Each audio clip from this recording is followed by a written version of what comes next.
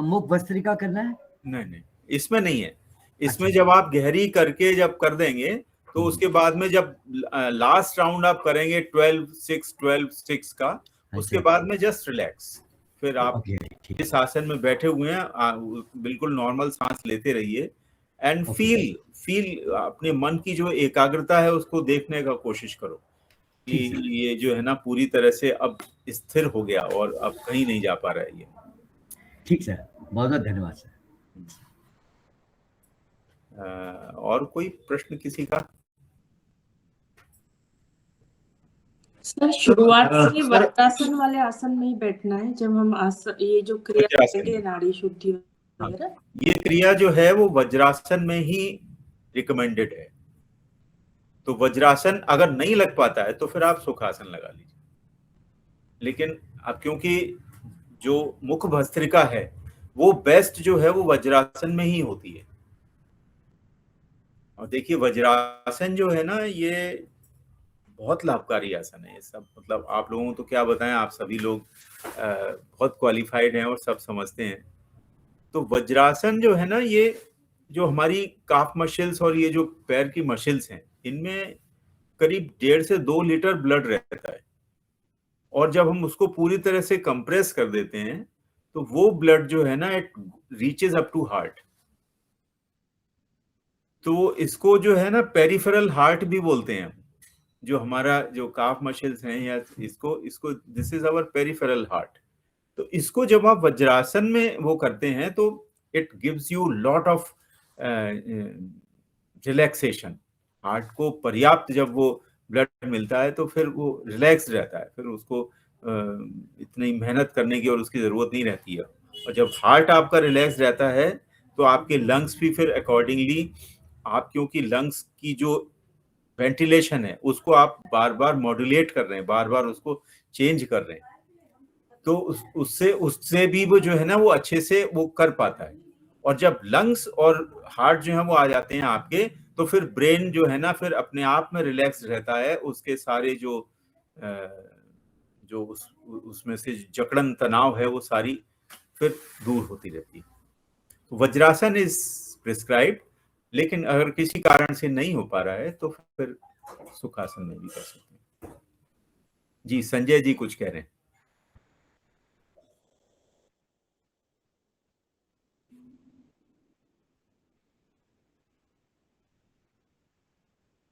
अच्छा,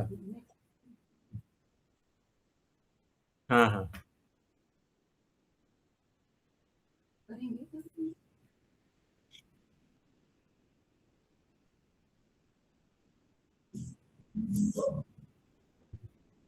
हाँ हाँ।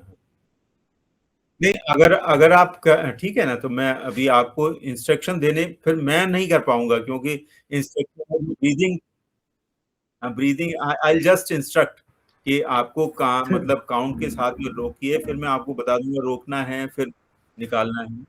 हाँ, अगर आप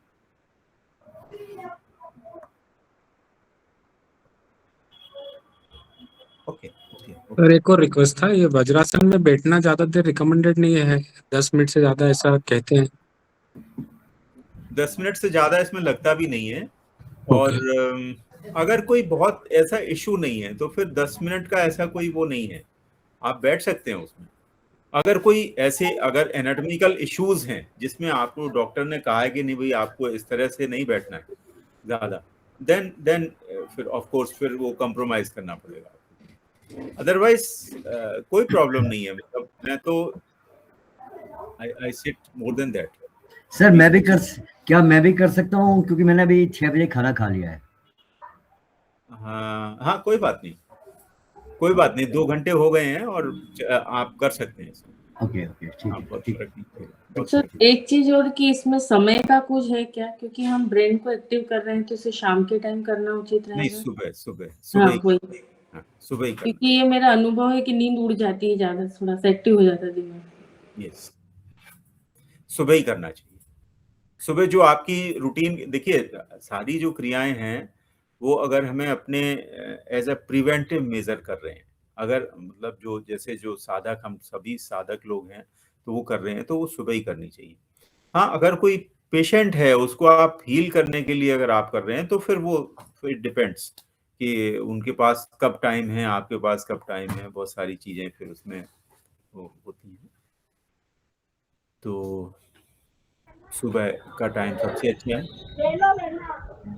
ठीक है। तो आप अगर इसको करना चाहें, whosoever is prepared, जो भी आप में से करना चाहें, तो मैं आपको इंस्ट्रक्शन दे देता हूँ, तो उसके हिसाब से आप शुरुआत कर लें। तो सबसे पहले तो ये मुद्रा समझ लें कि ये जो मिडिल फिंगर है, इसको हमें दोनों आईब्रोज के बीच में लगाना है, पीठ गर्दन सीधी करके बैठना है, और अब लेफ्ट रिंग फिंगर से लेफ्ट को मैनिपुलेट करना है और जो इंडेक्स फिंगर है उसको राइट नॉस्ट्रल से, ठीक है। तो सबसे पहले एक्सहेल करिए और अब राइट से इनहेलेशन शुरू करिए। 2 3 4 5 6 7 8 9 10। होल्ड करिए 2 3 4 5। Exhale 2 3 4 5 6 7 8 9 10।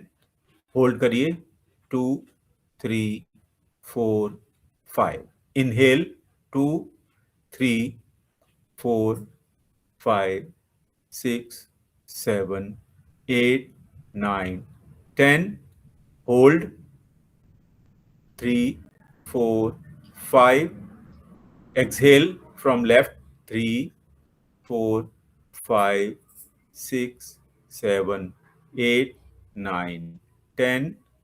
hold outside 3 4 5। inhale 2 3 4 5 6 7 8 9 10। hold 2 3 4 5। exhale 2 3 4 5 6 7 8 9 10। hold 2 3 4 5। inhale 2 3 4 5 6 7 8। hold 2 3 4। exhale 3 4 5 6 7 8। hold 2 3 4। inhale from right 3 4 5 6 7 8। hold 2 3 4। exhale 2 3 4 5 6 7 8। hold 2 3 4। inhale 2 3 4 5 6 7 8। hold 2 3 4। exhale 2 3 4 5 6 7 8। hold 2 3 4। inhale from right 3 4 5 6। hold 2 3। exhale 2 3 4 5 6। hold 1 2 3। inhale 2 3 4 5 6। hold 2 3। exhale 2 3 4 5 6। hold 2 3। inhale 2 3 4। hold 1 2। exhale 2 3 4। hold 1 2। inhale 2 3 4। hold 2।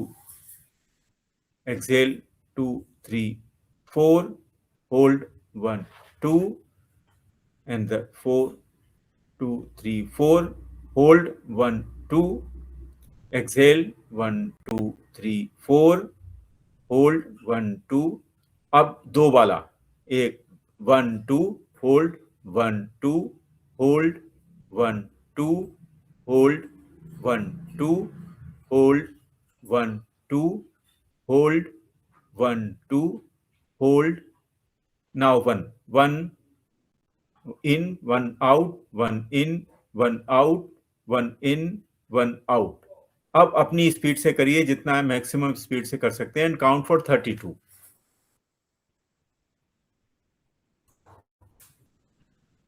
जल्दी जल्दी, जितना जल्दी से कर सकते हैं, but ध्यान रखना है राइट से अंदर लेनी है, लेफ्ट से बाहर निकालनी है.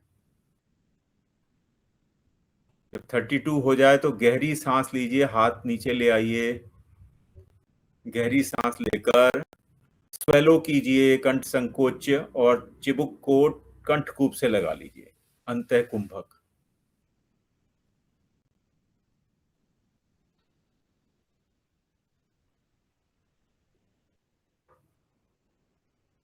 जितनी देर आसानी से रोक सकते हैं उतनी देर रोके रहिए, और जब कुंभक पूरा हो जाए तो धीरे से जालंधर बंद शिथिल करें, और वूश साउंड के साथ में हवा को बाहर निकालें और सामने की ओर झुकाते जाएं अपने आप को.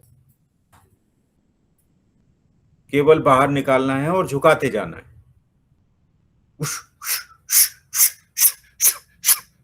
इस तरह से.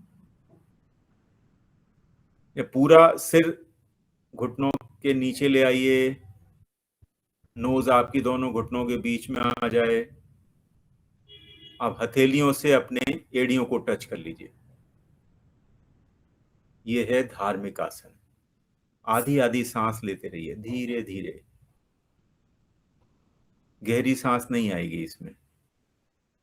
सिर को ढीला छोड़िए, फेस पर ब्लड सप्लाई बढ़ रही है, हेड में ब्लड सप्लाई बढ़ रही है, उसको फील करिए. पूरी तरह से रिलैक्स्ड करिए अपने आप को. अब धीरे से सीधा हो जाइए. Now lie down towards your right. दाईं करवट होकर, सीधी करवट होकर लेट जाना है. उससे हमारे जो लेफ्ट नॉस्ट्रिल है वो थोड़ा सा डोमिनेट होगा, थोड़ा सा बैलेंस हो जाएगा.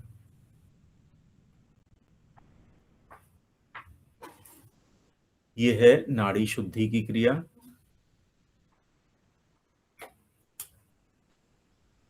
जब पूरी तरह से अंतःकरण आपका नॉर्मल हो जाए, श्वास नॉर्मल चलने लगे, जो अंदर हलचल पैदा हुई थी वो पूरी तरह से सामान्य हो जाए, तो फिर से उठकर बैठना है और वज्रासन लगाने हैं. क्योंकि इसके जो सेकंड पार्ट है, फॉलो अप है, वो है नाड़ी शोधन. और नाड़ी शोधन में हमें जो फास्टेस्ट स्पीड वाला जो है उससे हमें शुरुआत करनी. तो हमारा जो इंस्टांस है, जो हमारी मुद्रा है, वो वही रहेगी. मिडिल फिंगर दोनों आईब्रोज के बीच में, लेफ्ट को बंद करके राइट से लेना है, लेफ्ट से छोड़ना है. तो जितना जल्दी हो सके उतना जल्दी स्पीड से करना है.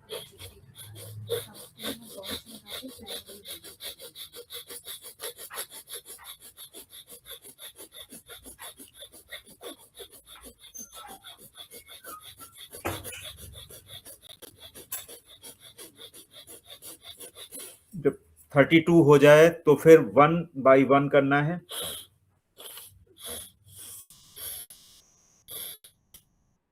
फिर 2 1 2 1,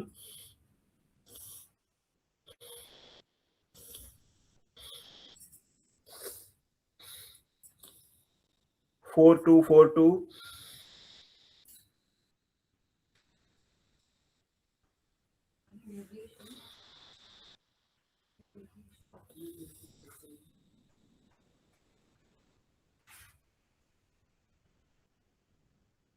4 2 4 2 के 3 राउंड जब हो जाएं तो उसको और लंबा करना है. 6 3 6 3, 6 inhalation, 3 holding inside, 6 exhalation, 3 holding outside.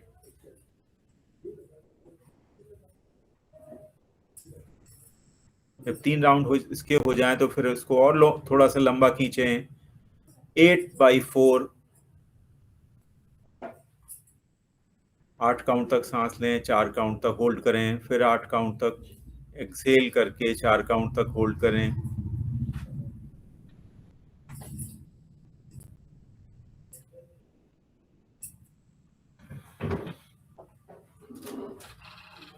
जब 3 राउंड इसके भी हो जाएं तो इसको थोड़ा सा और बढ़ा लें और गहरा कर लें। 10 काउंट तक सांस लें। Inhale for 10 counts, hold for 5 counts, exhale for 10 counts and hold for 5.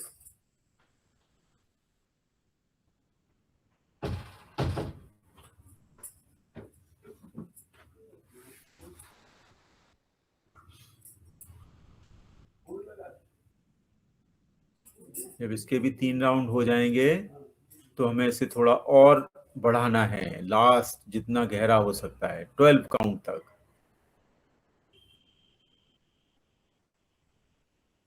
12 count तक सांस लेना, 6 काउंट तक होल्ड करना, फिर 12 काउंट तक एक्सहेल करना और 6 काउंट होल्डिंग आउट।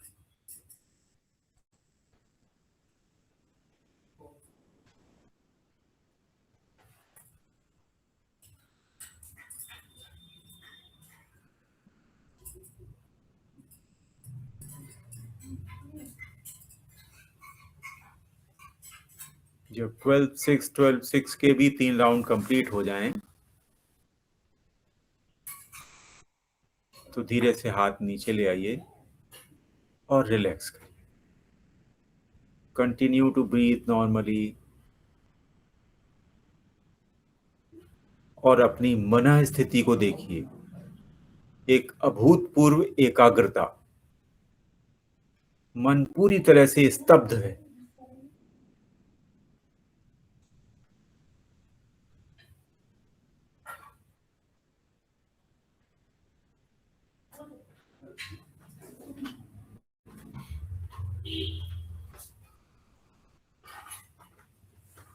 यही वो समय है जिसमें हमारा चेतन मन और अवचेतन मन मिलके एक ही हो जाते हैं।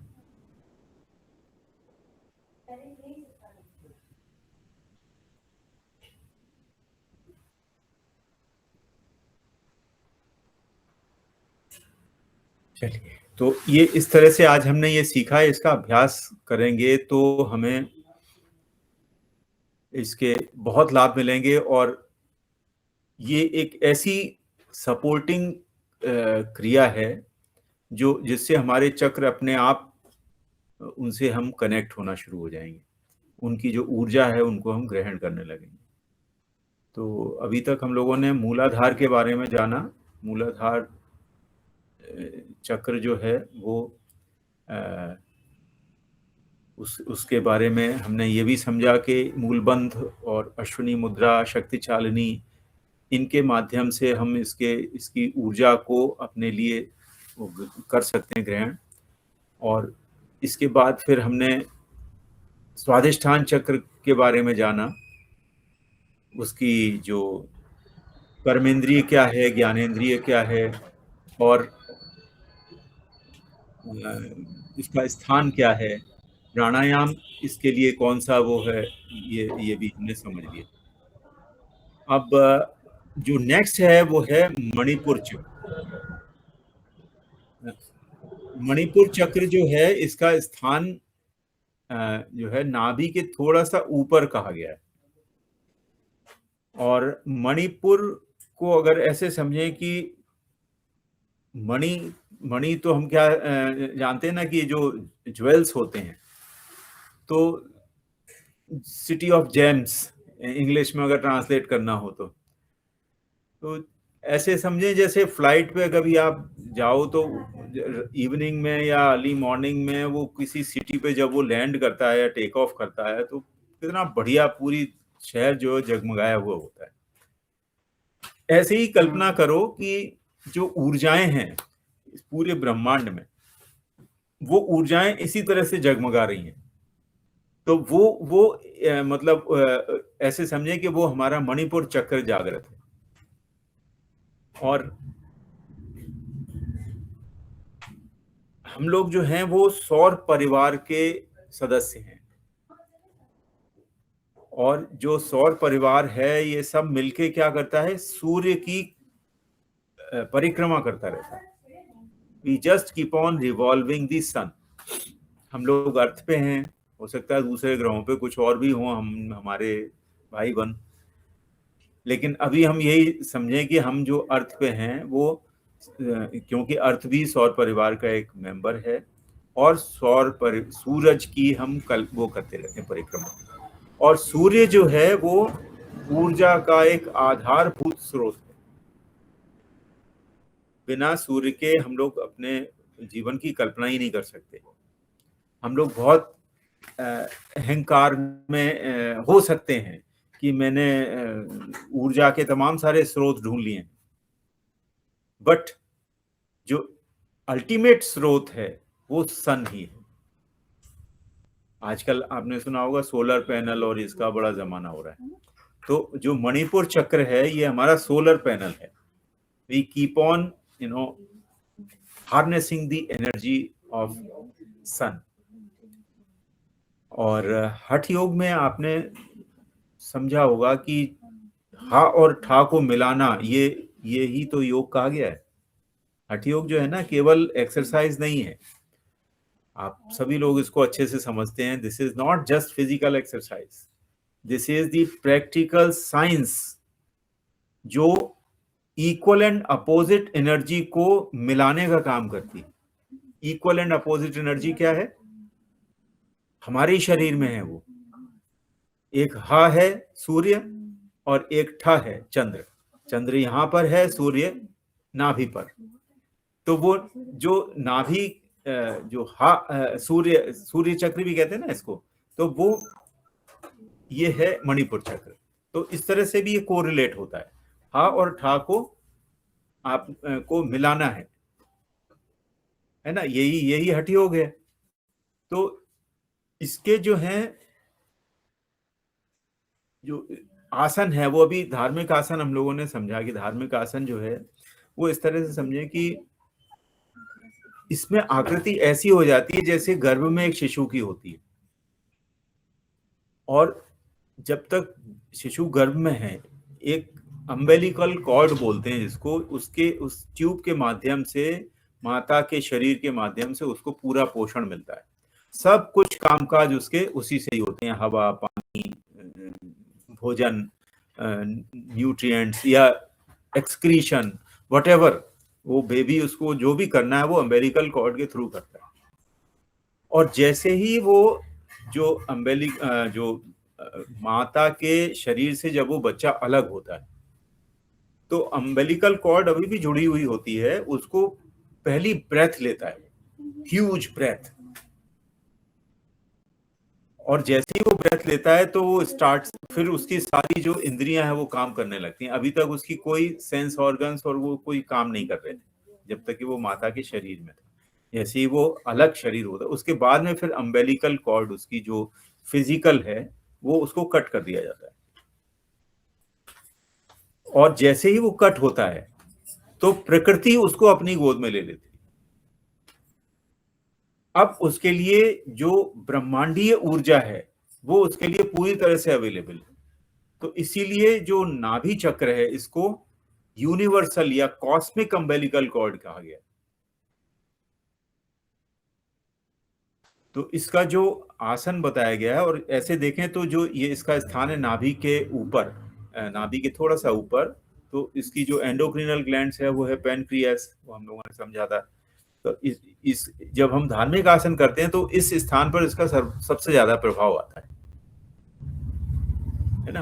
और इसका जो मंडल है, मंडल देखिए, मंडल जो हम लोगों ने समझ लिया था कि मंडल एक वो है, एक तरह से एक कल्पना है कि इस पर जो है वो इस तरह की कोई ज्योमेट्रिकल आकृति है, और उस आकृति की जब हम धारणा करते हैं, उसकी साधना करते हैं, तो हम उस एनर्जी से जुड़ने लगते हैं।